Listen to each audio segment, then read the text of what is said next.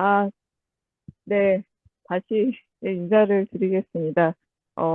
저는 김소진이라고 하고요. 오늘 그 첫 번째 주제인 여성주의적 시각에서 본 재난을 이제 주제로 발표를 하기로 했는데, 어, 일단 발표를 몇 분 정도 하면 될까요? 30분에서 40분 정도 하시고요. 나머지 시간은 이제 네, 토론입니다. 1시간 반 동안. 아, 1시간 반, 한 네, 시간 반 동안요? 반인데, 예, 네네, 그럼 알겠습니다. 그러면, 아닙니다. 예, 제가 시간 맞춰서, 발표할 수 있도록 하겠습니다. 어, 저는 제가 여기 이제 처음이어서 사실 이제 김민정 선생님이 사실 이제 오늘 자리에 저를 이제 초대해 주셔서요. 좀 제안 주셨는데요. 일단, 귀한 자리에 불러주셔서 굉장히 감사하고요. 저는 사실 이제 법학이 전공인데, 네, 제가 뭐 여성단체에서 활동도 하고, 뭐, 어쨌든, 그런 이유로 사실 여성과 관련되어 있는 글들을 조금씩 쓰고 있습니다. 그래서 특히 뭐 지난 3년 동안 코로나 팬데믹 이후에 여성들이 그 재난 앞에서 얼마나 많은 불평등을 겪는가, 혹은 뭐 사회에서 발생하는 불평등이 꼭 반드시 재난이나 뭐 팬데믹 때문은 아니었겠지만 그런 것들이 좀 더 명확하게 가시화되는 그런 것들을 또 목격해서 사실 이제 글을 좀 쓰게 되었고요.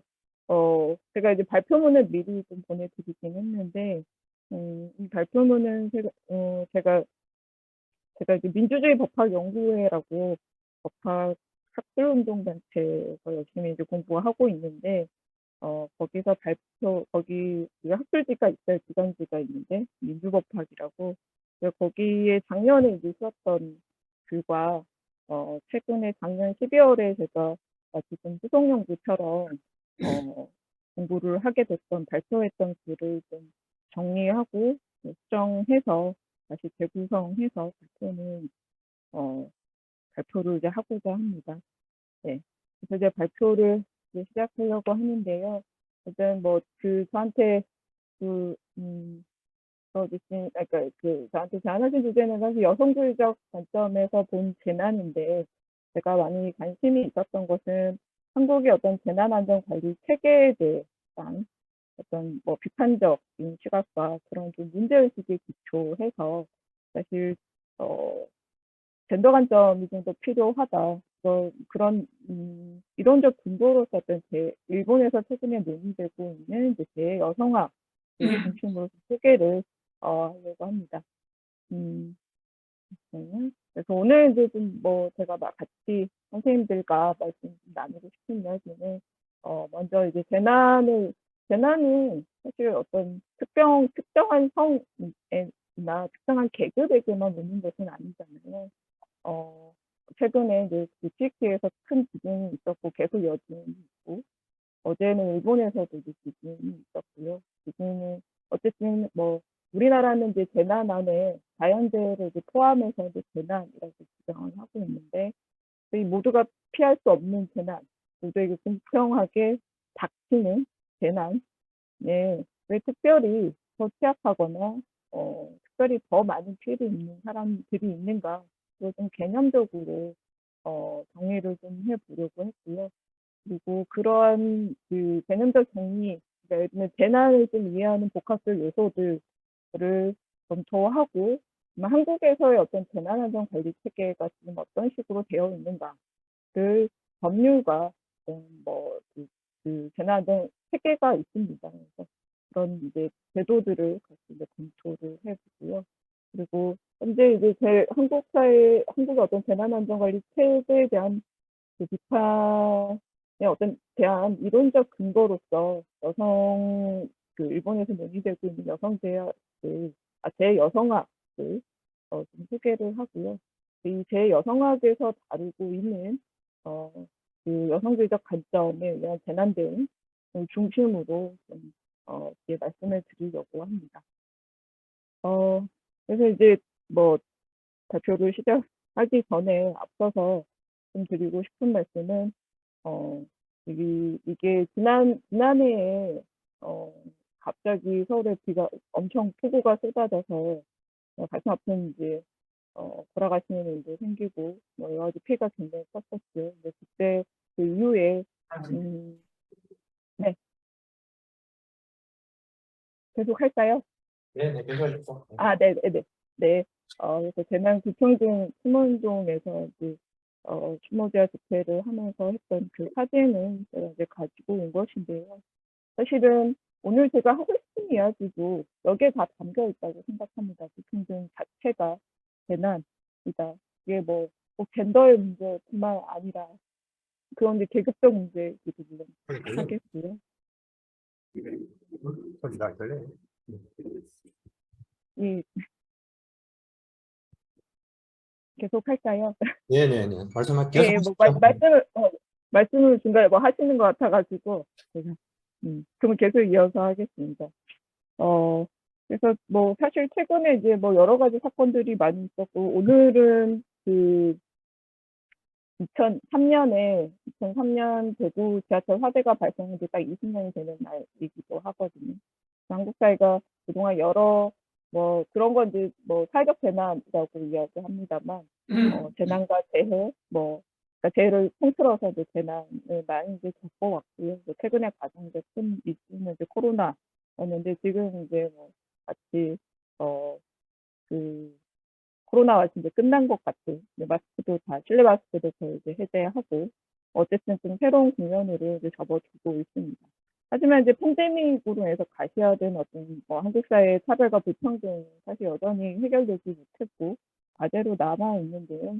그래서 다시 얘기하면 이게 모두에게 불평등하고 그 일부에게 불평등한 재난 이 미치는 영향이나 정도가 사실 다른 것은 결국 모든 사람은 평등하지 않고 젠더, 계급, 인종에 따른 차별과 사회적 불평등이 배제되어 있기 때문으로 이건 사실 이제 우리가 늘 이야기하지만 구조적인 개인이 갖고 있는 개인적인 문제가 아니라 이제 사실상 구조적인 문제라고밖에 할 수 없습니다.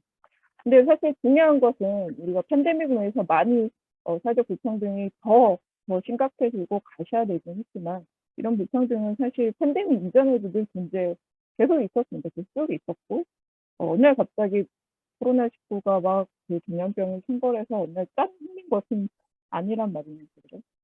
그래서 어쨌든 그 그래서 이제 뭐 재난으로 인한 불평등이 개인적인 것이 아니라 사회 구조적인 불평을 갖추고 있다면 이제 재난에 있어서 그 젠더 불평등, 성차별로 인해서 이 재난의 피해, 더 훨씬 심해진다면 재난 관리와 재난 대응 체계에서 역시 이 젠더 관점에서 재구조화될 필요가 있다. 이런 이제 문제의식을 가지고 이 발표를 좀 시작하고자 합니다. 네. 첫 번째는 이제 재난과 재난 약자에 대한 이제 개념화인데요. 사실 이제 재난이라고 하면 뭐 우리가 그 사전상의 의미나 뭐 이런 것들을 이야기하지 않아도 대략은 다 아시리라는 생각을 합니다. 그래서 우리나라 그러니까 한국의 경우에는 재난과 관련한 기본법을 가지고 있어요. 2004년에 만들어진 기본법을 갖추고 있는데 그 이제 재난 및 안전관리의 기본법이라고 하고요. 저는 줄여서 이제 재난안전법이라고 칭하겠습니다. 재난안전법의 2조 1호에 재난을 우리 어떻게 정의하고 있냐면 국민의 생명, 신체, 재산과 국가의 피해를 주거나 줄 수 있는 것으로 이제 정의를 하고요.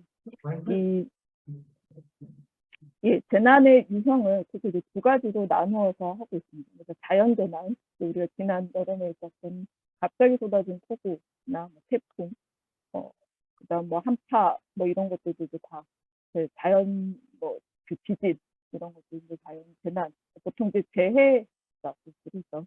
자연재해가 있고요. 그다음에 사회 재난이라고 해서 이런 자연재해 이외에 그 사회 구조적 문제로 사람으로 인해서 발생하는 재난들이 있으니까 화재나 붕괴, 폭발. 특히 이제 한국 사회에서는 뭐 이런 일 굉장히 이제 최근에도 2010년 후반에 이후에도 굉장히 많이 있었죠. 그래서 그리고 이제 두 번째 보시면 감염병은 이제 뭐 코로나19와 같은 이런 것들도 이제 우리가 다 사회재난으로 이제 분류하고 있습니다. 그리고 미세먼지로 인한 피해도 우리가 사회재난으로 이제 규정하고 있습니다. 이런 규정이 사실 중요한 이유는 이런 규정 안에 들어가야 어쨌든 그 재난관리나 대응 대책 같은 것들이 만들어질 수 있기 때문입니다. 우리는 기본법의 형식을 가지고 있기 때문에. 그래서 어쨌든 재난을 이렇게 이제 정의하고 있는데, 이 재난의 유형도 우리 현행 법률은 이렇게 이제 보고 있고요. 그러면 이제 해외는 이제 다른 유엔 예, 유엔 제위험 강경국의 경우에는 이제 재난을 이제 어떻게 정의를 하고 있냐면 광범위한 인적, 물적, 경제적 또는 환경적 손실 및 영향을 수반하여 공동체나 지역사회가 자체 지원을 이용해서 대응할 수 있는 능력을 넘어서는 공동체 또는 이제 사회 기능상 심각한 혼란 상태, 뭐 이걸 이제 재난이라고 합니다. 그래서 이제 뭐 공동체 안에서 어떤 수행 능력을 넘어섰기 때문에 예를 들면 트리케 같은 경우에도 이제 여러 국제사회가 관심을 가지고 우리도 뭐 우리나라도 긴급 구조팀을 파견하고 뭐 이렇게 하잖아요. 그래서 이런 어떤 이 유엔 제위험 안전국에서는 이렇게 이제 규정을 하고 있는데요. 재난이 왜 똑같이 오는데 왜 다 다른가? 사실 이제 설명하기 위해서는 개념적으로 좀 설명하기 위해서는 이런 것도 좀 고려를 해야 됩니다. 위험에 대해서 이제 얼마나 노출이 되는가, 그다음에 현재 지금의 상태가 얼마나 재난에 취약한가. 그래서 같은 지역에 같은 튀르키예 같은 경우에 최근에 큰 지진이 여러 번 났잖아요. 났는데 건물이 다 이렇게 선생님들 너무나도 가슴 아픈 이야기입니다만 좀 조심스러운데요. 이렇게 정말 한순간에 뭐 한 1, 2초 안에 건물이 이렇게 주저앉듯이 넘어지는 반면에 정확한 지명 기억이 나지는 않습니다만 다른 피해가 가장 컸던 그 지역의 아주 작은 도시에는 붕괴 사건, 그러니까 붕괴 사고나 혹은 다치는 그런 사고가 하나도 없었던 것은 결국 시장이 지역 이름 정확하게 기억이 안 나는데요. 시장이 절대로 그걸 타협하지 않았다고 하더라고요. 제가 튀르키예 같은 경우에는 이렇게 워낙 예전에도 큰 지진이 있어서 예를 들면 내진 설계 같은 것들을 하는 것 하도록 되어 있는데 그걸 벌금을 내거나 뭐 이런 식으로 하면 감면을 주고 뭐 이런 것들을 해 왔었다고 하더라고요. 그래서 뭐 재난 관련 지진 관련 기금도 마련하고 했었는데 뭐 지금 이제 그런 것들이 지금 지진 이후에 튀르키예에서 굉장히 좀 큰 이슈가 될 것으로 사실 생각이 되긴 합니다. 그래서 같이 지진이 오더라도 어쨌든 현재의 상태에 따라서 아주 이제 현저히 취약한가 아닌가에 따라서 이 재난의 정도나 그걸 다시 이제 설명을 할 수 있을 것 같고요.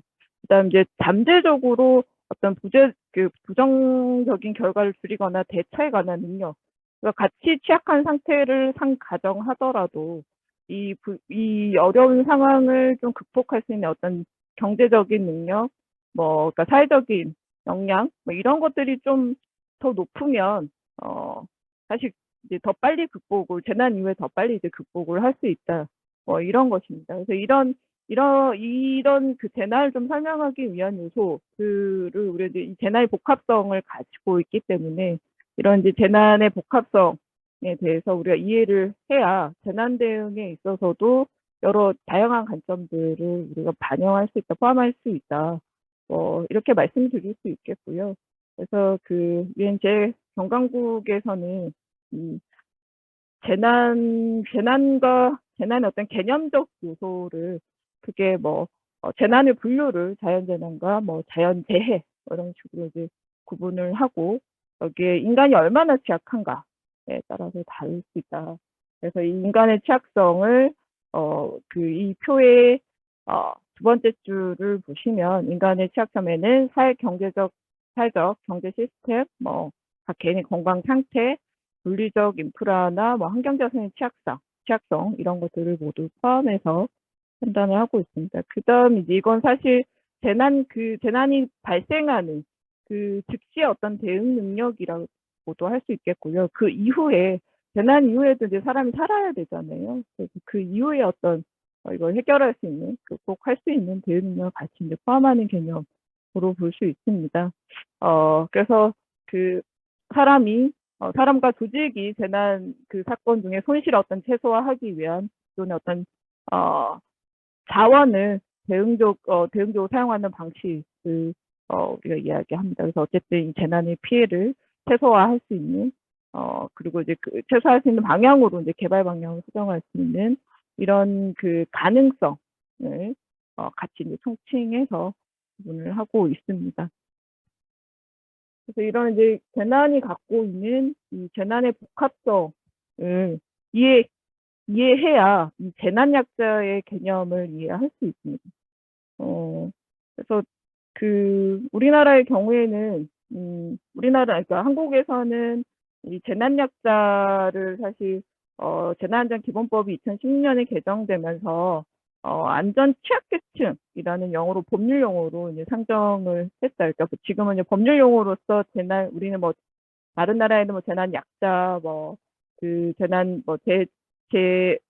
재해약자, 재난취약자, 여러 가지 용어들을 종전에 이제 계속 써오다가, 결국에는 지금은 취약계층이라는 이제 법률 용어로 이제 쓰고 있는데요. 그래서 이전에 이제 한국 사회에서 이 법안이 성안되기, 법률로서 취약계층 용어가 확립되기 전에, 논의되었던 그 용어들 이제 좀 보면은, 그건 이제 제가 드린 발표문에 4쪽에 보시면 이제 좀 자세히 설명이 되어 있고요. 여기도 이제 보면, 중요한 좀 개념만 좀 보도록 하겠습니다. 첫 번째, 재난약자인데요. 이 재난약자의 어떤 좁은 의미로는 사실 자기 보호 능력이 없는 어린이나, 구체적 인간으로서는 어린이나 노인, 장애인 같은 이제 사회적 약자들을 재난약자라고 하고, 좀 넓은 개념으로는 재난 현장에서 재해 위험에 노출되어 있는 사람, 그리고 이제 재난관리 담당 공무원이나 자원봉사자 모두 포함해서 재난약자라고 하는데, 대체로는 이제 좁은 의미의 협의의 이제 재난약자 의미를 재해약자로 이해를 하고요. 그다음 이제 재난약자로서는 경제적으로 기본적인 안전적인 환경을 유지할 수 없는 사람, 그다음 초기 대응이 어려운 사람, 그리고 환경적 요인에 의해서 재난의 취약성을 갖게 되는 사람. 이게 개인의 어떤 특성 때문이 아니라는 거죠. 그다음 이제 재난 취약자 같은 경우에는 재난을 야기하는 위험인자로부터 피해를 받기 쉽거나 받은 피해로부터 복구행위가 어려운 사람 혹은 계층, 그다음에 신체적 약자, 언어적 약자를 의미합니다. 그리고 나서는 이제 안전에 취약한 사람, 이런 안전 약자나 안전 취약계층 이렇게 되어 있는데요. 저는 이제 우리는 안전 취약계층을 법률 용어로 하고 있지만 저는 개인적으로 이제 재난 약자라는 용어가 좀 더 적절하지 않나라고 생각은 하고 있습니다. 그러면 여기서 이제 여성들이 저희가 재난을 이해하기 위해서는 재난이 갖고 있는 어떤 복합성들에 대한 이해를 해야 된다고 했잖아요.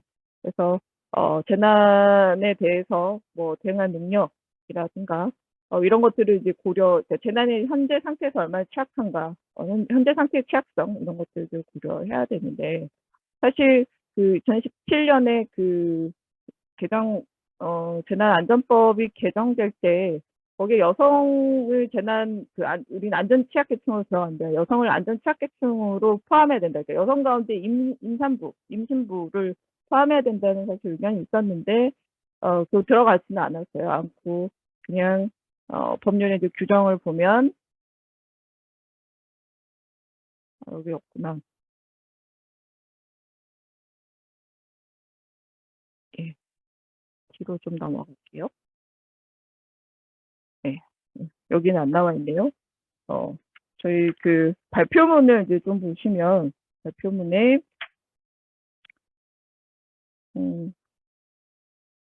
발표문 3쪽에 표 위에 보시면 법률상 안전 취약계층이란 어린이, 노인, 장애인, 저소득층, 신체적, 사회적, 경제적 요인으로 인해서 재난에 취약한 사람 이제 규정을 하고 있습니다. 그래서 이제 그러면 이제 여성이 과연 이제 재난에 취약한가를 이제 검토해야 되는데요. 그래서 여성이 여성이 어떤 여성이란 특성이 갖고 있는 재난의 취약성, 그다음 이제 대응 능력, 이게 뭐 현저함, 뭐 이런 것들을 이제 고려해야 되겠는데요. 그래서 만약에 뭐 각 개인이 각 개인이 처해 있는 어떤 신체적, 사회적, 혹은 경제적 상황에 따라서 피난이 어렵거나, 그다음에 재난 피해 발생 시에 그 피해가 현저하거나 회복이 어려운 경우, 우리가 그런 경우에 이제 재난에 취약하다라고 이야기할 수 있다면, 이 여성들이 재난에 어떤 상황에 처하는가를 이제 해외 사례들을 이제 좀 살펴보면요. 이제 동남아시아의 경우에 2004년에 이제 인도양 이제 쓰나미가 덮쳤을 때 그때 사망한 사망자의 어떤 성별을 통계를 보면 평균적으로 여성보다 남성이 3배 넘게 사망하게 됐고요. 어떤 마을에서는 80% 이상이 여성 사망자인 것도 있었습니다. 그래서 왜 여성들이 이렇게 많이 죽었냐, 더 많이 사망하게 됐는가. 그래서 이런 데 살펴봤더니 여성들이 이제 되게 하는 게 아동과 노인을 돌보는 일을 하고 있는 상황에서 사실 되게 아동이나 노인들이 즉지 이동을 사실 어렵기 때문에 이런 상황에서 좀 사실 대피가 쉽지 않아서 사망하게 됐고, 그리고 이건 좀 사회적인 것입니다만 수영이나 이런 것들을 배울 기회가 없었던 거죠. 바닷가 근처에 살면서. 그다음에 이제 복장의 문제, 치마나 이런 것들이 대피하는데 굉장히 이제 어려움을 겪다거나, 그다음 이제 배우자들이 잡아오는 해산물 가공하기 위해서 바닷가 근처에 많이 있다가 사망을 하기도 했고, 이런 일은 2004년에만 사실 있었던 것은 아니고 91년에 방글라데시 이제 사이클론이 덮쳤을 때도 마찬가지였고, 2004년 그러니까 4년 뒤에 2008년 미얀마에서 발생한 사이클론의 경우에서도 역시 이제 사망자 비율이 여성이 남성에 비해서 그러니까 전체 사망자 중에 21%가 여성이 이제 사망하게 됐고, 이 여성 사망자도 10명이 18세부터 이제 60세까지 그러니까 전연령에 거쳐서 전부 여성 사망률이 다 높았던 그런 이제 과거 이제 사례들도 있습니다. 그리고 이제 코로나 이후에 팬데믹 이후에 이제 해외 사례들을 보면 주로 2000년에 발생했던 사례인데요.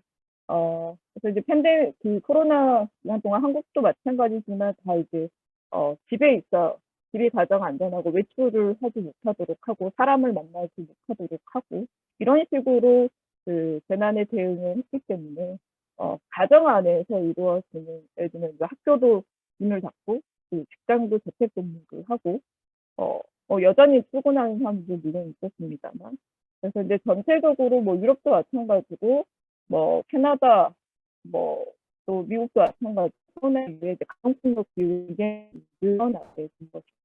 그래서 이제 가정폭력에서 남성만 나오고 하는 것은 아닙니다. 근데 제 경우에는 많이 있는 것이고요. 이런 그리고 대통령의 사실 약 감는데 감기는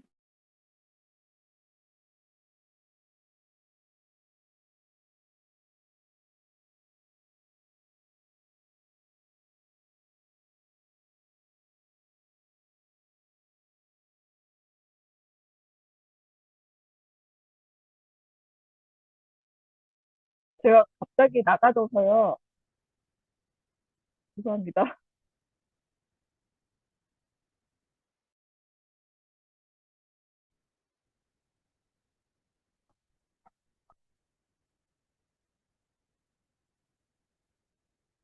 아이고.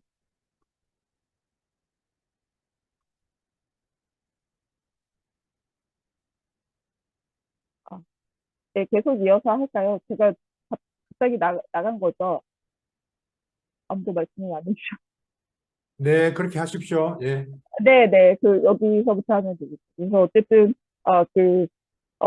한국 경우에는 이제 가정폭력 신고 수가 이제 좀 줄었는데, 이제 줄었던 이유가, 보통 가해자랑 같은 공간에 있기 때문에 신고를 하기가 쉽지가 않았고, 그리고 신고를 하더라도, 예를 들면 긴급조치 같은 거, 가정폭력 피해자, 그러니까 피해자들이 갈 수 있는 쉼터나 이런, 공간이나 뭐 이런 긴급조치들이 사실 이제 이루어지기 어려웠어요. 그때 모두 뭐 상담소도 다 셧다운하고 이런 상황이어서 사실 이제 이게 현상적으로 가정폭력 피해가 줄었다, 사건이 줄었다라기보다는 신고를 하지 못했을 가능성이 훨씬 높다.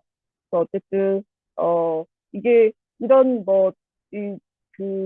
결국은 같이 가정 안에는 사실 음, 남성 이 가정폭력 피해자를 꼭 여성만이라고는 전제할 수는 없지만 어쨌든 이런 것들을 여성들이 같은 재난이라고 하더라도 피해 규모, 그러니까 피해 정도나 피해 건수나 뭐 이런 것들을 좀 더 취합할 수 있고 이제 가정폭력 이 사례를 케이스에서 볼 수 있듯이 이걸 극복하기가 굉장히 어렵다.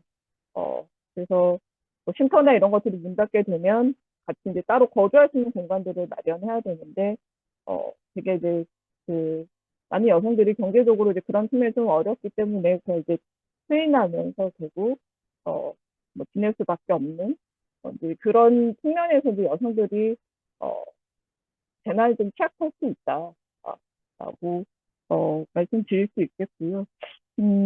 그래서 이제 이런 재난 시의 여성들의 어떤 취약성들을 좀 정의하게 되면 그 특징은 이제 크게 네 가지로 좀 말씀을 드릴 수 있겠습니다. 그래서 앞에서 말씀드린 것처럼 안전에 대한 취약성들이 있겠고요. 이건 사실 뭐 신체 안전을 이야기하는 것인데, 예를 들면 이제 2011년에 일본의 이제 동북부 대지진이 발생했을 때, 에피소드에 지금 최근에 한 2001년 이후에 이제 그런 증언들이 계속 나오기 시작했는데, 성폭행 사건들이 그 안에서 굉장히 많이 이루어졌고, 그리고 심지어는 자기를 도와줬던 자원봉사자에게 성폭행 피해를 당하거나 이런 사례도 이제 보고되기도 했습니다. 그다음 이제 두 번째는 이제 경제적 측면에서도 취약성인데요. 이거는 한국 사회에서도 코로나가 처음 이제 시작되고 시작된 이후에 예를 들면 고용의 불안한 뒤에 보통 놓여 있던 여성들이 서비스업이나 그때 9시까지 카페나 식당들 영업 제한들을 막 하기 시작했잖아요. 그래서 거기에 이제 종사하는 여성들의 비율이 상대적으로 높아서 많은 이제 고용의 불안을 느끼거나 자신을 실직하거나 이런 사례들이 굉장히 많았습니다. 그다음 이제 두 번째, 세 번째로는 이제 재생산과 보건 측면에서도 취약성인데요. 이건 특히 이제 임산부 같은 경우에는 우리나라도 한국에서도 그런 거 많이 있어요. 이제 코로나 그 시기에 임산부가 코로나에 확진되고 나면 병원에서 아이들 환자를 받아주지 않는 출산할 때 굉장히 어려운 이런 사례들이 있었고 사실 이건 남성들은 경험할 수 없는 취약성이라고 사실 볼 수 있겠죠. 그래서 그런 것들도 있고 그리고 이제 특히 자연재해의 경우에 예를 들면 우리가 이재민들을 위해서 필요한 긴급 구호품 같은 것들을 보낼 때도 되게 보편적으로 필요한 것들, 물, 이불, 이런 것들을 이제 보통 하잖아요. 근데 이제 여성들에게만 필요한 것들이 있습니다. 그리고 영유아에게만 필요한 것들이 있어요. 생리대나 핀약 같은 것도 필요하고 그러니까 영유아의 경우에는 젖병, 분유 이런 것, 기저귀 이런 것들이 이제 필요하게 되죠. 그래서 남성이나 어른에게 필요하지 않는 물품의 약품, 이제 특히 여성에게 필요한 경우가 있고 마지막으로 이제 사회적 취약성인데요. 이게 재난 이후에도 여성에게 요구되는 어떤 돌봄. 그래서 코로나 시기에도 사실 학교가 문을 닫기 시작하면서 여성들이 되게 직업을 그만두거나 회사를 그만두거나 아니면 그만두고 아이들 본격적으로 돌보거나 뭐 이런 일이 많아졌죠. 병원도 마찬가지고 가정 안에서 꼭 그러니까 어린이가 아니라 하더라도 양육하고 있는 어린이가 아니라 하더라도 돌봄이 필요한 사람들이 있으니까요. 그런 문제가 있었고 이제 가사노동이나 가족적인 부담이 이제 가중돼서 동남아 앞에서 봤던 사례에서 미얀마나 방글라데시 이런 데서는 교육 기회를 이제 박탈당하거나 이런 일들이 많았습니다. 그래서 재난을 당한 이후의 삶을 우리가 생각할 때 오히려 여성에게 요구되는 어떤 사회적 성별 고정관념에 의한 사회적으로 요구되는 것들 이런 것 때문에 재난 이후에 이제 삶을 좀 회복하는데 극복하는데 좀 더 취약해질 수 있는 그런 특성이 있습니다. 그래서 우리나라의 어떤 재난안전관리 체계들을 좀 살펴보면요. 사실 재난안전 관련 법은 이제 기본법은 2004년에 이제 만들어졌는데 사실 재난과 관련되어 있는 법들이 굉장히 많습니다. 그래서 되게 이 법들은 어떤 큰 사건이 발생하고 나면 사실 만들어지는 경향들이 있었고요. 이건 이제 제 발표문에도 있어서 보시면 될 것 같고요. 2000년부터 현재까지 재난관련법의 주요 현황들을 좀 살펴보면, 최근에 2000년 이후에 이제 주요 재난들이 이제 아주 세월호 참사 2004년에 있었고 이제 벌써 이제 10년이 다 돼가는데 가장 최근에 코로나19 그다음 이제 작년에 12구 참사가 이제 있었죠.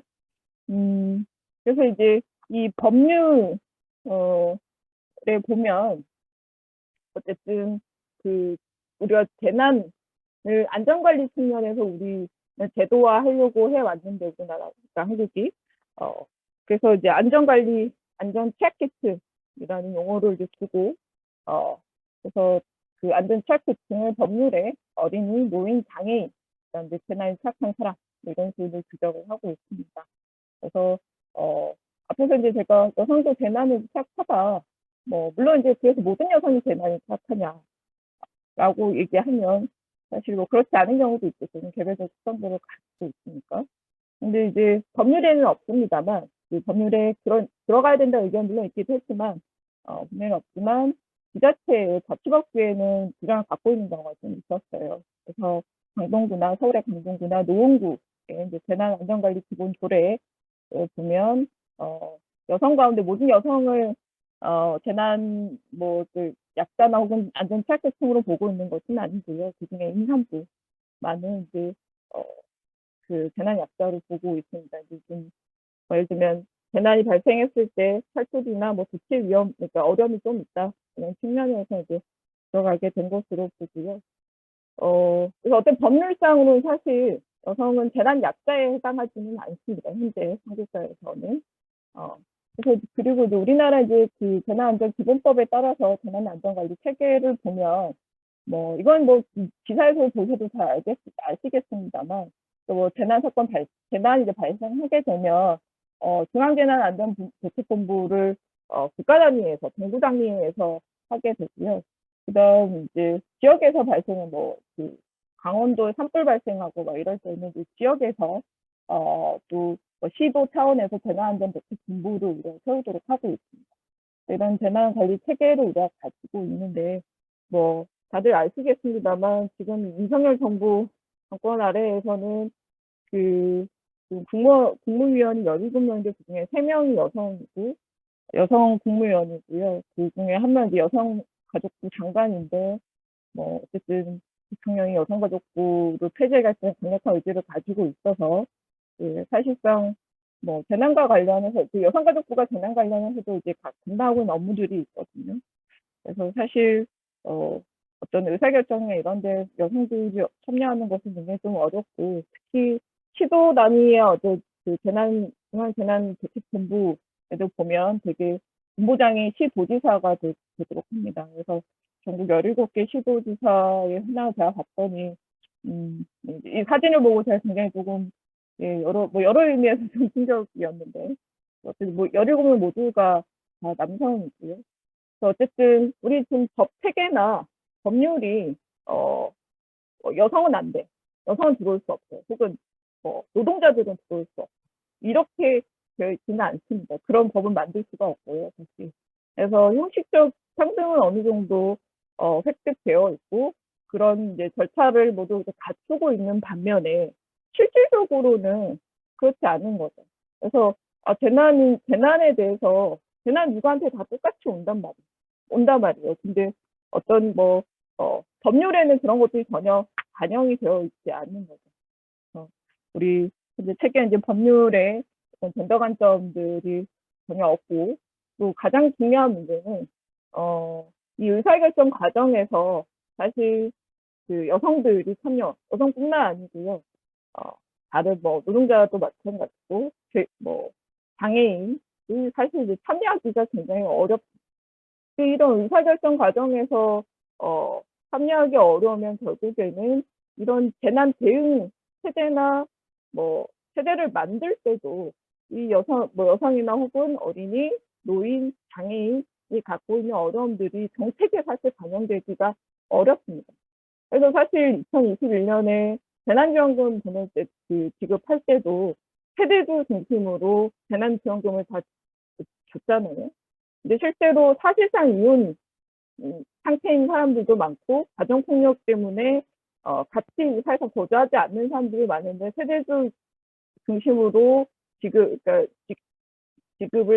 하게 되면 보통 세대주는 이제 가정 안에서 이제 남성 배우자가 세대주가 되어 있기 때문에 실제로는 그 여성이나 가정 안에서 여성이나 자녀, 어린이 청소년들이 재난지원금을 받기가 어려운 구조가 있었던 것들. 그런 것들을 2001년, 2021년에 굉장히 이의제기를 해서 사실 2차 재난지원금 지급할 때는 개별적으로 하는 것으로 바뀌게 됐어요.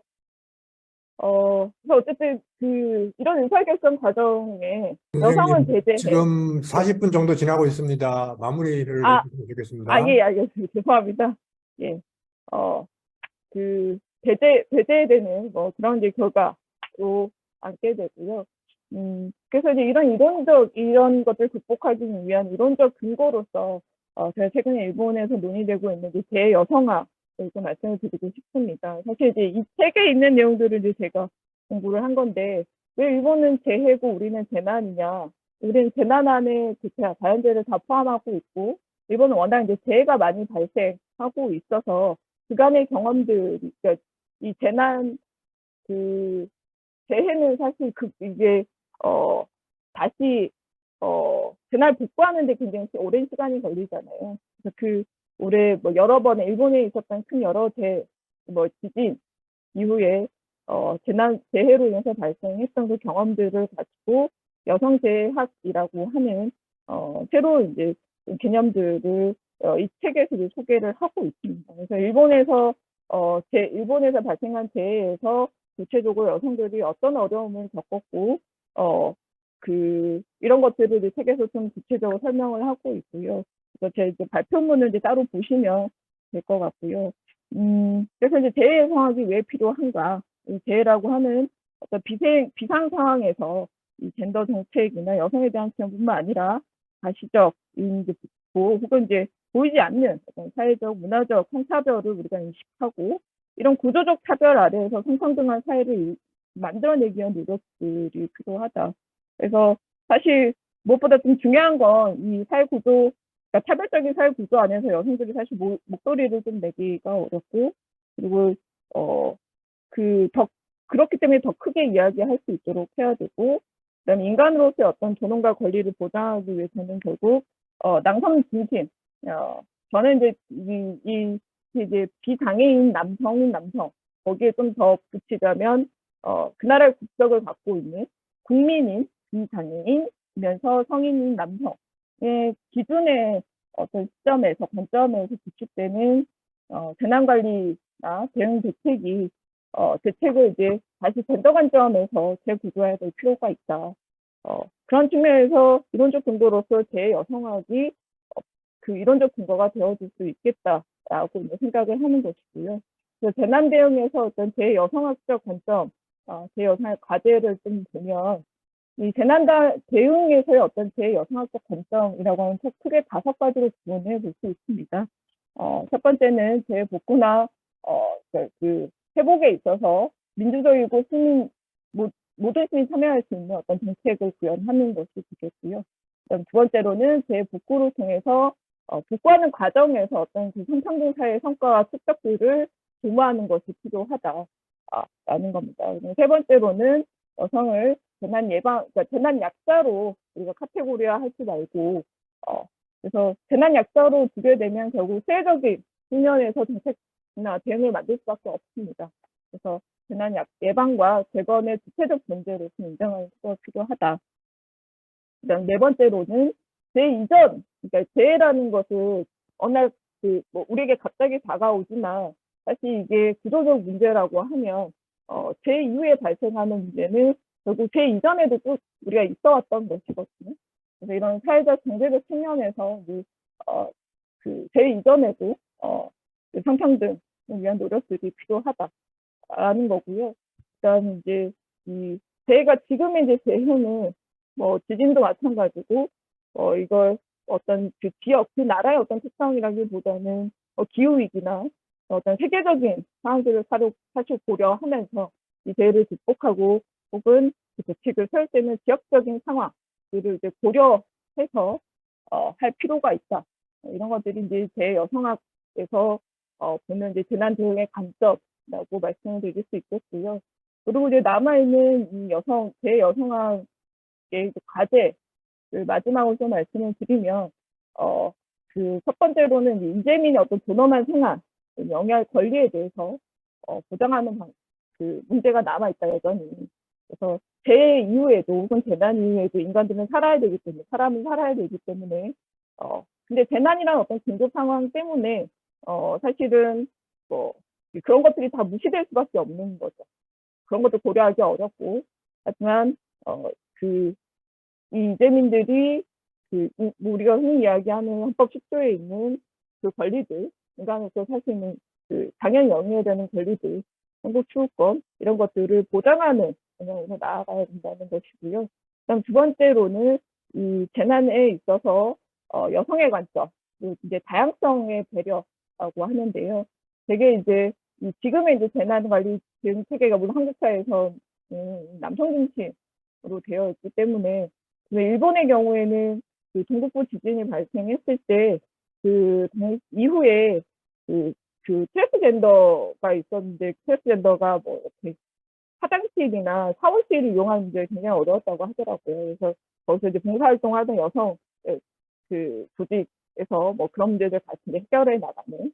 이 다양성의 배려라는 것은 지금 이제 우리가 주를 중심이 되는 이 관점이 아니라 그 외에 사회 여러 다양성들을 같이 배려하는 것이 이제 필요하다라는 거고요. 세 번째는 이게 못한데 평상시와 비상시, 그러니까 재해라는 건 시간이랑 어떻게 어느 순간에 분절적으로 있는 것은 아니기 때문에 이전에 그러니까 평상시에도 이런 불평등을 해결할 수 있는 노력들이 필요하다라는 거고요. 네 번째는 지원, 그러니까 예를 들면 피해를 지원하는 사람, 후원은 지원을 받는 걸 이야기하거든요. 되게 이 둘의 사이가 시혜적으로 될 수밖에 없는데 둘은 근본적으로 평등한 존재이고 이런 평등한 관계를 전제로 해서 공동체의 인파워먼트 우리가 발전시킬 필요가 있다. 이건 결국에는 이제 결국 피해를 후원을 받던 사람들이 나중에는 또 지원을 하게 되는. 그러니까 이제 치리키에도 우리 한국 전쟁의 치리키가 우리 나라에 왔었잖아요. 거의 한계의 나라라고도 부르는데 지금 다시 이제 우리가 그 긴급 구조팀을 이제 파견하기도 하고 뭐 이런 것처럼 결국에는 이런 것들이 인파워먼트가 좀 더 확대되면 이제 중추적 네트워크를 구축하는데 도움이 된다. 뭐 이런 정도로 정리를 할 수 있겠고요. 물론 이제 뭐 일본에서 이 재여성학이 사실 학문적으로 어떤 완결성이 있는가에 대해서는 뭐 저도 아직은 좀 부족하다고 생각합니다만 어쨌든 재가 사람을 가리지 않고 누구에게나 평등하게 발생하고 하지만 그 재의 영향이 모두에게 평등하지 않다는 점에서 이 재난 혹은 재해에 대한 대책이나 대응에서 여성을 비롯한 다양한 사람의 관점이 고려돼야 한다는 이런 그 제 여성학은 그런 측면에서 좀 의미가 있다고 생각합니다. 그리고 이런 그 우리나라에서도 한국에서도 뭐 재난이나 재해 등과 관련해서 이런 이제 젠더적 관점에서 재구조화하는 이런 노력들이 필요하다는 말씀 끝으로 발표 마치겠습니다. 감사합니다. 네. 네, 수고 많으셨습니다. 네. 네, 감사합니다. 인제대학 제가 법학과 김소진 네, 선생님이 발표를 하셨습니다. 여성주의적 관점에서 본 재난이라는 주제로 기존에 민주주의 법학연구소에서 발표했던 내용을 좀 더 이제 업그레이드해서 이제 여기서 다시 발표를 하신 내용입니다. 발표하시는 가운데 과정에 오프라인으로 저희 연구실에 지금 두 분이 더 오셨고요. 다음 발표하시는 네, 문규민 선생님도 오셨고, 장원 선생님이시죠. 이제 이 책을 출판하신 출판사의 대표시고요. 그다음에 온라인에서는 방용덕 선생님, 김장림 선생님, 그다음에 아이폰이라고 해서 이제 성함을 알 수가 없는 분, 또 박소희라는 분이 이제 지금 다시 참여를 하고 계십니다. 9분 참여를 하고 계시고요. 예, 그래서 총 뭐 10분이 넘는데 그 발표하신 내용 미리 이제 보셨을 수도 있으니까 그 관련해서 질문을 먼저 한번 하시고요. 질문을 모아가지고 뭐 1대1로 하면 시간이 너무 걸리니까 여러 가지 질문이 있으면 모아가지고 한꺼번에 이제 답을 한번 해주시고, 그다음에 토론하시고 싶은 주제가 있으시면 또 이제 토론 주제로 뭐 비판도 좋고 또 뭐 대안도 좋고, 예, 그래서 이제 말씀을 해주시면 될 것 같은데요.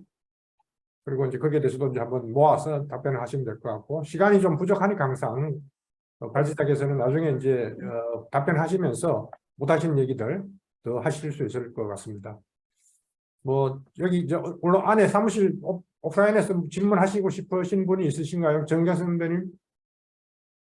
예, 저는 간단히 뭐 하시고 있나요? 네네.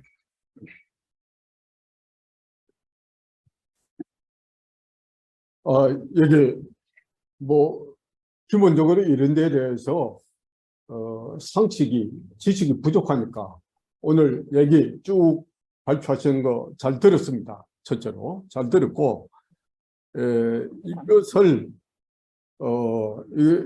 이런 운동이 재난 문제를 여성주의적인 시각에서 봐서 이걸 앞으로 어떻게 고쳐야 되겠다 이런 건데, 결국 우리 운동이 이런 학술 활동과 의회 활동과 시민사회 운동, 시민사회 운동 하면 민주노총도 있고 뭐 여성단체도 있고 당도 있고 사회단체 기도 많은데, 이런 부분들이 어떻게 이것을 보다 더 사회 여론화하면서 잘못된 것을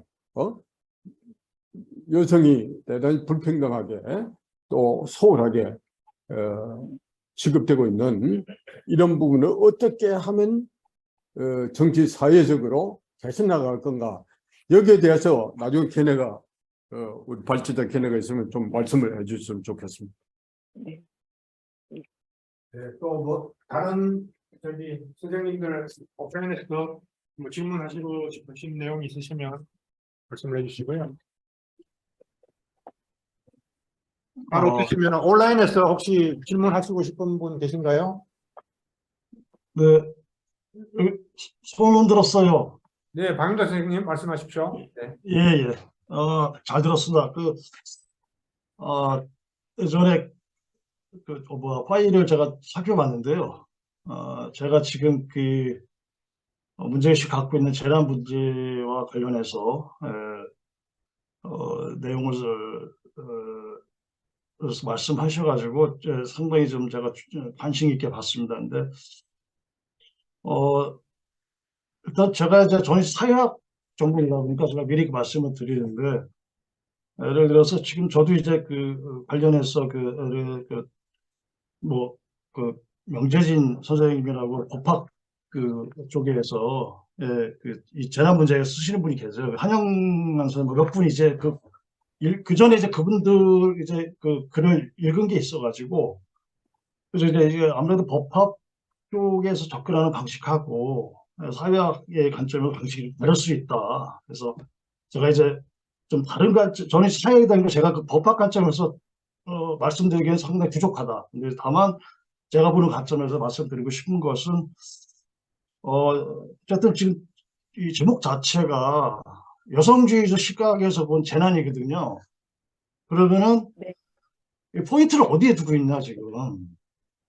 그게 제가 좀 궁금합니다. 그러니까 여성주의의 어떤 그 시각이 더 중요한 것이냐, 아니면 재난이 더 중요한 것이냐. 그러면은 이걸 지금 코로나 전국이라는 어떤 코로나라는 자연재해로 인해서 사회적 재난이 발생한 거에 대한 것이냐, 아니면 전체 재난을 갖다가 다 지금 얘기하는 것이냐.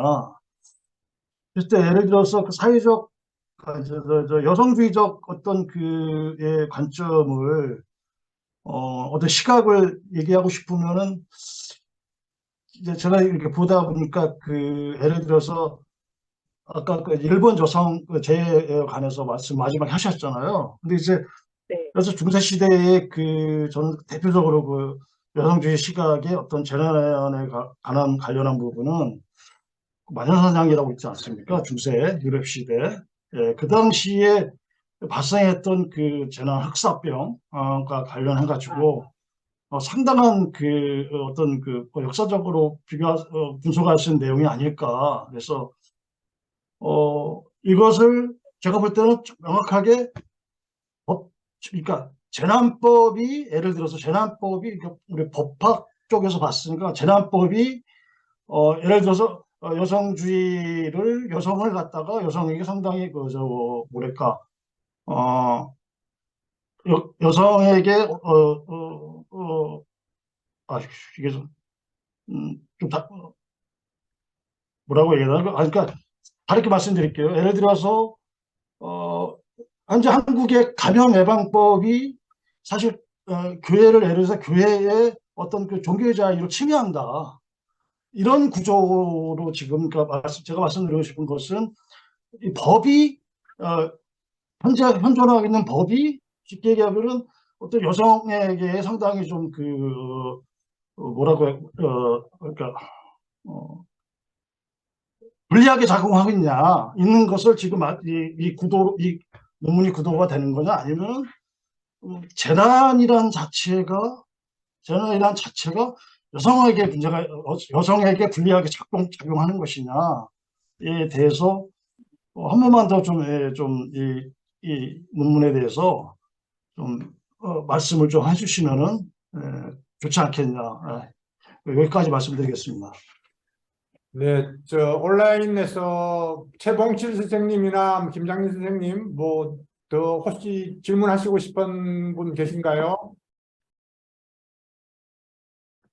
없으시면, 두 가지 질문에 대해서, 김선진 선생님 먼저 답변하시고, 그 다음에 이어서 토론을 하도록 하겠습니다. 네, 알겠습니다. 제가 그 발표 시간을 잘못 들어가지고 좀 시간이 많이 넘어 지나서 일단 죄송하다 말씀을 좀 드리고요. 첫 번째 질문해 주신 선생님, 제가 성함을 정하지 못해서 죄송합니다. 어쨌든 질문의 내용을 좀 정리하면 지금 이런 뭐 전환주의 시각에서 어떻게 하면 이 여성주의적 관점 재난에 있어서 여성주의 관점에서 이게 뭐 그 정치 사회적인 발전 방향을 이끌어낼 수 있을 것인가에 대해서 이제 질문을 하셨던 것으로 제가 이해가 되는데, 사실 저도 이제 그게 굉장히 고민입니다. 이걸 어떻게 이끌어낼 수 있겠는가, 이게 방법이 있는 것일까, 사실 이제 굉장히 저도 이제 고민스럽고, 그래서 중요한 것은 이 뭐 재난 안에서 이 젠더 불평등이 어느 날 갑자기 재난 시작해서 나타난 것이 아니고, 재난 이전에 평상시에도 우리가 갖고 있는 우리 사회에 나오는 그 정치 경제적인 상황 아래에서의 현재 불평등, 그러니까 성차별이나 성불평등이 이미 계속 내재되어 왔는데, 그 재난이 닥치게 되면 여러 가지 뭐 인프라나 이런 환경들이 더 나빠지기 때문에 극대화되는 것이고, 결국 이걸 뭐 발전적 방향을 논의한다면 평상시에 지금 우리 그 정치 사회 구조 안에서 성평등을 좀 더 강화하는 방향밖에 아주 이런 원론적인 좀 답변을 드릴 수밖에 없을 것 같습니다. 그래서 사실 제가 여기 얘기할 때도 뭐 여성이 의사 그 결정 그 구조 안에 참여하기가 사실상 어렵다. 우리 법률은 혹은 재난안전 기본법도 마찬가지고요. 체계 안에 여성은 배제해 이런 것들을 명시적으로 하고 있지는 않습니다. 누구도 배제하고 있지 않습니다. 법률은. 그래서 법률이 어쨌든 법이 중립성을 갖추었다라고 이야기할 수 있죠. 그리고 거기에 들어가는 것은 개인의 능력 혹은 여성들이 선거에 나가서 선출되면 되는 문제입니다. 그러니까 아까 뭐 사진 보셨지만 17개 시도 도의사 시장들이 모두 남성인데 여성들 출마하면 되잖아. 여성을 출마 못하도록 우리 그 공직선거법이 하고 있는 규정하고 있는 것은 아니잖아요. 근데 왜 여성들 그 17명 중에 왜 여성이 한 명도 없는가? 여성의 능력의 문제가 아니라 그래서 이제 지금 평상시에 어떤 아주 원론적인 답변으로 줄 수밖에 없지만 성평등 체계를 강화하는 그리고 여성들이 정치에 많이 참여할 수 있는 그걸 만드는 것 정도 이제 말씀을 좀 드릴 수 있을 것 같고요. 두 번째 이제 방흥석 선생님께서 질문하셨던 내용은 그래서 제가 이제 하고 싶은 이야기가 어떤 재난 자체 여성이 불평등하다라는 것이냐 아니면 지금 우리 법이 혹은 제도가 유리하게 여성에게 유리하게 적용되고 있다는 것이냐 이렇게 질문하셨는데 사실은 이제 둘 다를 말씀을 좀 드리고 싶었어요. 재난 자체에 있어서 여성들에게 특별히 불리하게 이 불리하다는 것은 예측 이제 뭐 재난의 어떤 재난을 피하는 데 취약하고 그다음 재난을 대응하는 데 취약하기 때문에 굳이 성별로 비교를 하자면 여성들이 훨씬 불리할 수밖에 없어요. 그게 뭐 사회적인 이유도 있고 아까 뭐 주로 뭐 성별 가정 안에서는 뭐 이런 재난이 닥치더라도 누군가 이제 거동에 불편한 사람 혹은 돌봐야 되는 사람 어린이를 주로 여성들이 가정 안에서 담당을 하고 있기 때문에 예를 들면 이런 겁니다. 지진이 났을 때 낮 시간에서 낮 시간에 지진이 났어요. 보통 그 집 안에는 뭐 그 어린아이 뭐 이제 양육하고 있는 아이가 있거나 노인들이 있으면 되게 낮 시간에 집에 있는데 그 집에 돌보는 사람은 되게 여성이고 남성들은 다른 데 가 있는 데 가 있고 그러면 그 해당 지역에 지진이 나면 여성들이 그런 역할을 하기 때문에 더 사망할 그 지진의 피해를 입을 가능성이 훨씬 높아지는 뭐 이런 식으로 결국 이제 되게 되는 거고요. 그래서 재난에 있어서 여성들 재난 그 자체로도 여성에게 불평등하지만 아니라 그 불평등한 원인은 여성들이 남성에 비해서 재난에 취약하고 재난에 대응하는 데 취약하고 뭐 이렇기 때문인 것이고요. 그러면은 두 번째 이야기는 이제 법이 여성에게 불리하게 작용하고 있느냐. 결과적으로는 사실 그렇습니다. 결국 법은 형식 평등을 갖고 있죠. 또 법은 그렇기 때문에 법은 중립적, 뭐 성중립적이라고도 이야기하고요. 근데 실제로 그 효과가 평등하거나 성중립적이냐? 실제로 그렇지는 않습니다. 그래서 아까 세대주를 대상으로 하는 재난지원금 이야기 할 때도 세대주를 꼭 남성만 해야 된다는 법이 있지 않습니다. 그 남성만 꼭 할 수 있도록 되어 있는 것도 아니거든요. 누구나 하면 됩니다. 하면 되는데 대개는 뭐 그 선생님들 어떠신지 모르겠지만 대개는 이제 남편이 이제 배우자가 남성인 이제 그 중에 이제 남편이 보통은 세대주 이제 하게 되잖아요. 이런 것들 뭐 그거는 사실 국가가 강제하거나 이런 건 아니지만 그런 사회적 문화가 우리가 있단 말이에요. 그런 것들이 전혀 이제 정책에서 고려되지 않는 거죠. 그냥 가가호호 집집마다 부여하면 그 집에서 알아서 그 집의 구성원들이 알아서 하는 거겠지. 이런 것들이 사실 이게 뭐 불평등하다라고는 볼 수는 없지만 이 성인지적 관점이 사실 없는 거죠. 그래서 그 박영도 선생님이 말씀하신 건 사실 두 개 다를 제가 사실 말씀을 드렸어요. 그래서 앞에 왜 여성이 재난 취약자, 재난 약자인가 좀 개념화하면서 말씀을 좀 드리고 싶었고 이에 이런 여성이 재난에 취약한 특징을 가지고 있는데 그럼 우리나라 법 체계는 어떤가? 뭐 법 체계에 그런 걸 제한하거나 여성을 특별히 배제하는 규정을 갖고 있지는 않지만 형식적 평등 갖추고 있지만, 실체를 갖추고 있지만, 실질적으로는 여성이, 그런데 전혀 이제 참여할 수 없는, 실제로 결과적으로는 그런 구조였기 때문에, 이 지금 그러니까 지금 재난 관련 법들이 여성이 결국 불리하게 적용되는, 그런 효과를 낳고 있다. 정도 이제 말씀을 드릴 수 있을 것 같습니다. 예, 제 답변 여기까지 하겠습니다. 네, 감사합니다. 네. 네, 네. 그래서 여성주의적 관점에서 본 재난이라는 주제로 오늘 우리가 토론을 하고 있는데요. 이어서 이 주제에 관련해서 이 논문과 관련해서 논평을 하시거나 또는 이 내용을 가지고 추가적 심화해서 토론하고 싶은 주제가 있다거나 뭐 또 비판을 하셔도 좋고 또 특별히 이게 좀 중요한 포인트다 또 강조를 하시고 싶은 부분이 있든지 자유롭게 토론을 하시면 될 것 같습니다. 그리고 또 이제 모아서 답변을 주시면 될 것 같은데요. 일단 여기 오프라인에서 먼저 뭐 하시고 싶은 분 있나요? 토론이나 논평을 하시고 싶은 분?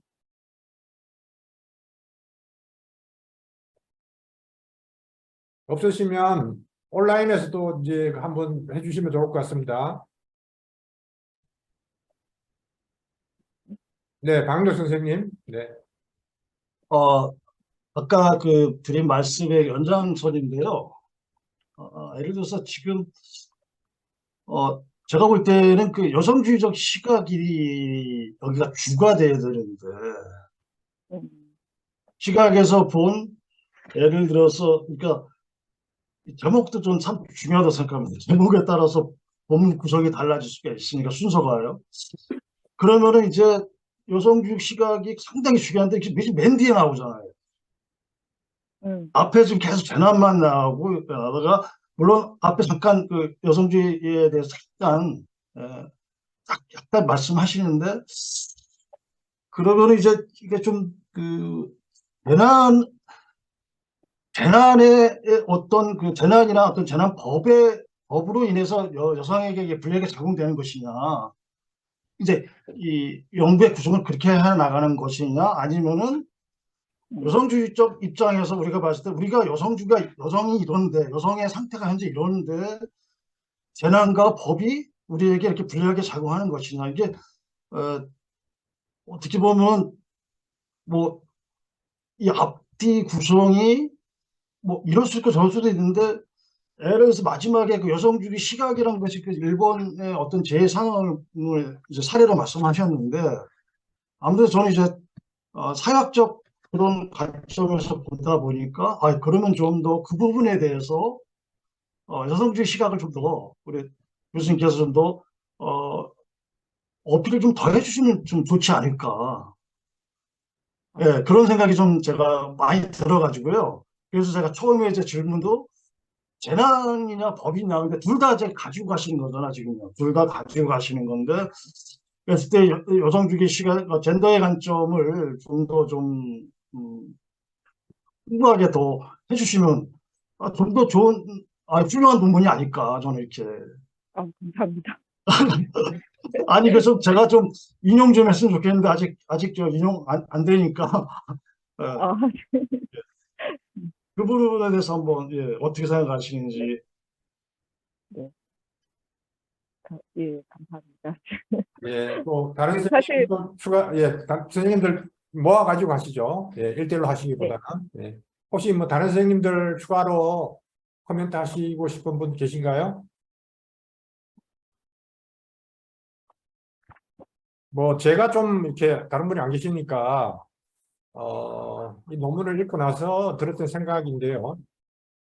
제가 이제 이걸 이제 홍보를 하면서 소셜 네트워크에다가 올렸더니 어떤 사람 반응이 이제 첫 번째 반응이 재난도 여성주의로 보느냐 이렇게 반농담으로 이렇게 얘기를 하는데, 그러니까 이제 여성주의라는 말은 이제 듣는 사람에 따라서 이제 수용하는 사람에 따라 굉장히 이제 다양하게 수용이 될 수가 있기 때문에 뭐 우리 지금 이 자리에 토론하는 사람들 입장에서는 굉장히 이게 긍정적인 그리고 어떤 과제를 가지고 있는 그 주제 개념이라고 이제 생각을 할 수가 있는데, 또 일반적으로는 그렇지 않지 않습니까? 이게 이제 뭐 사회적 백래시가 있고 이런 조건에서 재난도 이제 그 사람의 말의 뉘앙스는 재난도 여성주의 관점에서 본다니 이상하다 이런 이제 뉘앙스였던 것 같아요.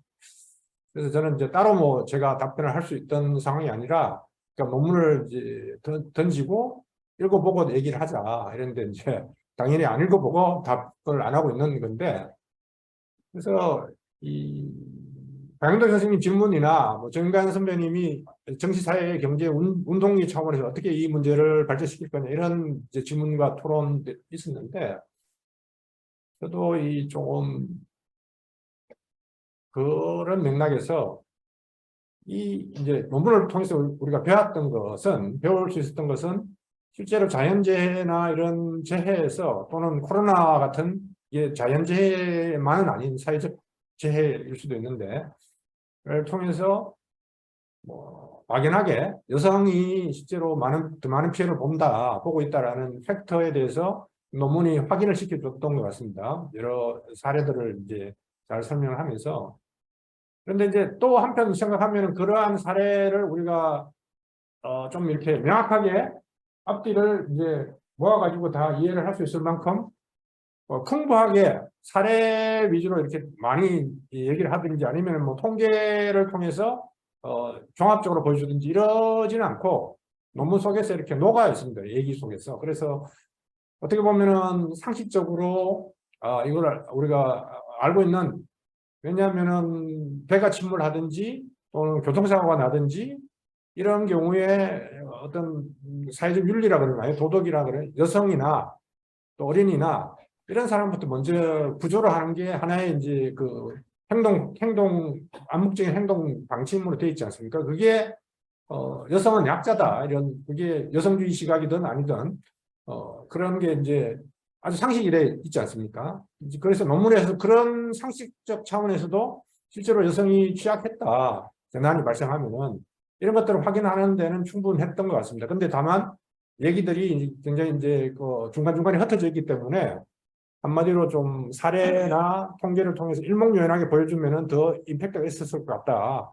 이런 아쉬움이 한 가지가 있고, 그 다음에 이제 역시 이제 그 법학적 관점에서 이 법적인 규정이나 법적인 대응이나 재난 당국의 어떤 대응이나 이런 것, 그리고 일본의 여성학에서의 재난학이라 그러나 재해학이라 그러나요? 이런 개념들을 통해서 문제들에 대해서 이제 분석하고 제안을 하시는 것까지는 이해가 충분히 되는데 뭔가 이것만 가지고는 좀 밋밋하다. 그래서 여성이 원래 취약한 거는 우리가 이렇게 알 수 있는 것인데 그리고 법적이나 제도적으로도 충분히 반영이 안 됐을 수 있는데 디테일한 거는 잘 알려주셨죠. 오늘 여러 가지 개념들, 법적 개념들 이런 것들을 통해서 그 다음에는 그래서 그러면 우리가 뭐 이걸 어떻게 해야 되느냐 뭐 제도적인 개선 방안이나 또는 이제 처음에 질문하신 것 관련해서 운동의 방향이나 운동을 어떻게 건설할 거냐 이런 것들에 대한 좀 더 구체적인 얘기들이 논문에서 얘기가 될 수 있었으면 제안이 될 수 있었으면 또 얘기를 할 수 있는 내용들이 있었지 않을까 이제 그런 점에 대해서 좀 아쉽게 생각이 들더라고요. 예. 뭐 이 정도로 제 코멘트를 마치겠습니다. 예. 혹시 뭐 네네 하선생님 제가 한 1분만 좀 말씀드릴 네네. 수 있을까요? 네네. 예. 좋은 말씀. 저 거의 뭐 성 비슷한 거 돼가지고. 그래서 이제 제가 저도 이제 왜냐면 지금 재난에 대해서 제가 지금 사실 논문을 쓰고 있는 중이 돼가지고 말씀하시면 2000년 역사 그러니까 지금까지 2000년 역사를 쭉 돌아보면은 재난이 발생해서 딱 피해자는 항상 사회적 약자였거든요. 사회적 약자 속에 여성, 아동, 가난한 자, 노동, 뭐 이런 다 지금도 마찬가지고 그렇다면은 아까 우리 하선생님 말씀하셨듯이 여성이 어떤 식으로 어떤 피해를 입고 재난에 그거에 대한 사례를 좀 이렇게 해주시면은 상당히 좀 좋은 결과 나오지 않을까. 그 말씀 좀 드리고 싶어. 그 마녀사냥이 아주 흑사병과 마녀사냥 그거 한번 살펴보시면요. 거기 아주 그냥 많이 나와 있습니다. 여성 혐오에 대해서. 혹시 다른 선생님들 뭐 토론하시거나 코멘트 하시고 싶은 분 있으시면 하시고요. 없으시면은 발제자의 이제 답변을 들으면서 또 넘어가겠습니다. 없으신 거죠? 예, 김선생님 말씀하시죠. 예. 네, 두 분 선생님께서 말씀을 주신 걸 제가 잘 기억을 해보도록 하겠고요. 원래는 사실 이제 제가 지금 뒤에 발표한 것, 뒷부분도 사실 논문 수고를 했는데 아직 결과가 안 나가지고 어떻게 될지 모르겠습니다만 사실 그 앞에 이 사례 코로나 시기에 있었던 젠더 불평등, 그러니까 그 젠더화된 불평등의 효과라고 말씀드릴 수 있는데요. 그 케이스 구체적인 사례나 통계는 사실 제가 앞에 논문에 사실 실려 있어요. 2020년 중심으로 해서 발생했던 통계나 뭐 이런 그 것들은 이제 다 있긴 한데 여기서 이제 제가 성실하게 다루지는 못했고요. 그래서 실제로 이제 자연재해를 중심으로 해서 외국의 뭐 사례나 그게 꼭 예를 들면 우리가 뭐 선진국 뭐 이런 이야기, 개발도상국 이런 얘기를 하잖아요. 그래서 앞에 사례는 사실 우리가 되게 흔히 이제 개발도상국이라고 이야기하는 동남아의 이제 경제적으로 좀 수요가 낮은 나라들에서 발생한 사례인데, 뒤에 미국에서도 마찬가지고, 얘기하는 경제대국이라고 하는 미국도 마찬가지고, 또 어느 나라에서 똑같이 재난이 닥치면 여성들이 더 많은 피해를 받는 것을 이게 세계적인 그러니까 현상적으로 나타나는 것이고, 그래서 이제 그런 점에 대해서 좀 문제 의식이 사실 있었고요. 그래서 좀 앞에 다른 원래 여기 인용되었던 논문에는 조금 자세히 좀 되어 있는데 그 부분은 조금 부족했던 것 같고요. 그 부분도 고려해서 하도록 하고, 사실 뒤에 재해 여성학과 관련해서는 사실 아까 사회자분께서 말씀하신 무슨 재난을 또 여성주의적 시각으로 봐야 되냐, 사실 그 질문에 대한 어떤 이론적 근거로서 재해 여성학을 제가 말씀드리고 싶었던 거였거든요. 그래서 우리가 이제 페미니즘이 번역되어 올 때 뭐 여성주의로 되게 번역되고, 페미니스트도 뭐 여성주의자라고 하는데, 그래서 법학에서도 뭐 범여성학이라는 과목이 있어요. 그래서 그 법여성학을 전공하시는 분들도 있고 그렇게 부르는데, 사실은 페미니즘이 오히려 좀 정확한 용어라고, 우리말로 번역했으면 좋겠지만 라고 이제 생각을 저는 이제 좀 하고 있고요. 그런 측면에서 사실 정확하게 좀 재난에 대해서 어떤 젠더의 어떤 의미한 차이가 있다라는 거를 좀 여성주의 시각으로 보는 것이라고 말하면 좀 논리적으로는 아주 좀 매끄럽지는 않습니다만 그런 것이고, 그리고 이제 그런 재난의 어떤 효과로서의 그런 젠더 불평등의 현상과, 그리고 실제로 이 재난에 어쨌든 국가나 지방자치단체가 대응을 할 의무와 책무가 있기 때문에 그걸 대응하는 과정의 법 체계 안에서 여성주의적 관점이 필요하다, 젠더 관점이 필요하다. 그래서 지금 우리가 법 형식은 이건 평등하게 갖춰져 있지만 이 국민국하고 때문에 그렇지만 그런 것들이 이제 필요하다, 뭐 이런 것들을 이제 말씀드리고 싶었는데, 좀 말씀해주신 그것들 제가 좀 고려해서 좀 많이 접근해 보도록 하겠습니다. 그래서 제가 시간 잘 못 맞추고 해서 너무 죄송하고요. 이 시간 발표를 들어주셔서 또 토론 같이 해주셔서 다시 한번 감사하다는 말씀 드리면서 마치도록 하겠습니다. 네, 뭐 답변을 잘 해주셨고요. 혹시 추가로 코멘트 하시고 싶은 선생님들 계신가요?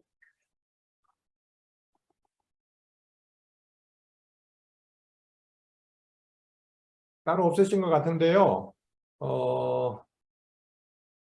그러면은 뭐 시간이 약간 이제 여유가 있지만 이 정도로 정리를 하는 걸로 하겠습니다.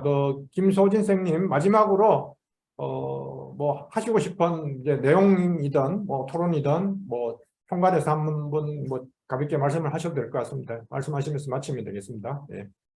네, 시간 좀 더 주셔서 감사하고요. 네, 어쨌든